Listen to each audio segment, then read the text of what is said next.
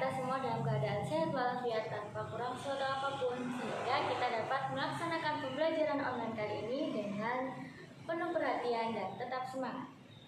Oke, sebelum kita awali perjumpaan kali ini, marilah kita membaca basmalah bersama-sama. Bismillahirrahmanirrahim. Nah, kali ini guru akan menjelaskan tentang sholat 5 waktu, karena belajar kita saat ini sudah memasuki pada materi sholat. Nah, siapa yang tahu sholat itu apa? Coba lihat gambar di samping. Nah, sholat secara bahasa artinya berdoa. Menurut istilah, yaitu ibadah yang dimulai dengan takbiratul ihram dan diakhiri dengan salam. Sholat dibagi menjadi 2 macam. Yang pertama yaitu sholat fardu atau sholat wajib. Yang kedua adalah sholat sunnah. Nah, di sini kita pelajari sholat fardu terlebih dahulu. Sholat fardu yaitu sholat yang wajib dikerjakan 5 kali dalam sehari semalam. Ada 5 yaitu subuh, zuhur, asar, maghrib, dan isya. Sholat subuh berjumlah 2 rakaat, sholat zuhur ada 4 rakaat, sholat asar ada 4 rakaat, sholat maghrib terdiri dari 3 rakaat, dan sholat isya yang terakhir ada 4 rakaat. Sholat fardu sehari semalam kita kerjakan dalam jumlah 17 rakaat. Hukumnya wajib. Sholat fardu berhukum wajib. Kalau kita tidak mengerjakan berarti kita akan mendapatkan dosa. Paham semuanya? Nah, di dalam sholat kita bisa membaca bacaan sholat dalam bentuk jahar dan sir. Yang pertama sholat jahar, yaitu sholat yang bacaannya dibaca keras atau nyaring.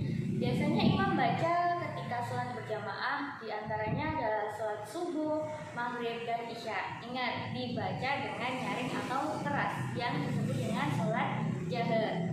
Nah, yang kedua yaitu adalah sholat sir. Sholat yang bacaannya dibaca pelan atau lirih, biasanya gini. Nah, itu yang hanya tahu hanyalah kita sendiri, diri kita sendiri. Yang mendengar bacaan sirnya hanya yang membaca itu sendiri. Jadi orang yang bersangkutan itu yang tahu bahwa dia sedang membaca bacaan sir. Contoh sholat yang dibaca dalam bacaan sir yaitu sholat zuhur dan asar. Nah, sholat yang dibaca dengan bacaan sir dapat dilakukan secara berjamaah maupun sendirian. Yang kedua, kita akan mempelajari tata cara sholat berjamaah. Nah, siapa yang tahu sholat berjamaah? Kita pelajari dulu pengertian sholat berjamaah.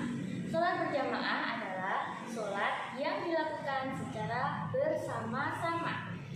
Sholat dikatakan berjamaah apabila terdapat 2 syarat. Yang pertama ada imam yang memimpin sholat dan ada makmum, orang yang mengikuti imam tersebut. Nah, sholat berjamaah lebih utama dikerjakan daripada sholat sendirian atau sholat munfarid. Yang kedua, ketentuan sholat berjamaah. Ketentuan sholat berjamaah dapat dilakukan sholat kita bisa disebut dengan sholat berjamaah jika dilakukan minimal oleh 2 orang. Yang pertama, 1 orang menjadi imam, yang kedua menjadi makmum.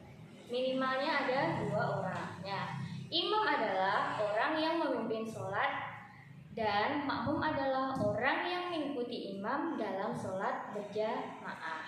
Yang ketiga, tata cara sholat berjamaah.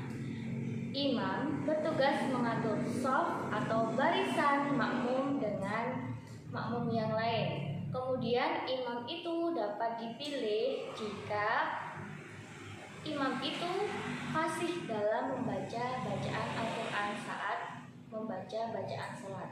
Yang kedua, selain itu imam harus lebih pandai dalam ilmu agama. Sedangkan makmum harus taat pada perintah imam dan selalu mengikuti gerakan imam dalam sholat.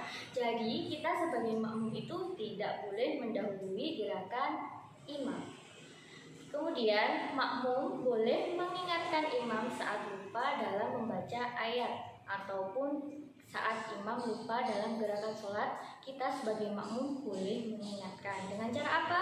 Kalau laki-laki membaca subhanallah, yang perempuan cukup dengan menepukkan tangan. Kemudian, kalau semua jamaah perempuan, maka imamnya boleh perempuan. Jadi ketika kita sholat ada laki-laki, ada perempuan, yang menjadi imam harus yang laki-laki. Kemudian yang terakhir, keutamaan sholat berjamaah yaitu yang pertama, sholat berjamaah lebih utama dilakukan di dalam masjid. Yang kedua, sholat berjamaah pahalanya 27 derajat atau 27 kali lipat dibandingkan sholat sendirian. Kemudian, sholat berjamaah dapat mempererat tali persaudaraan. Dan yang terakhir, di samping itu, sholat berjamaah akan menunjukkan syiar Islam. Nah, bagaimana pelajaran kita hari ini? Semoga kita dapat memahami dengan baik dan kita bisa mempraktekkan sholat 5 waktu di rumah ya. Semangat menjalankan ibadah sholatnya, kita perbanyak bacaan hafalannya agar kita dapat membaca dan mempraktekkan sholat dengan baik dan benar. Nah, cukup sekian pertemuan kita kali ini. Kurang lebihnya mohon maaf. Billahi fisabilil haq fastabiqul khairat.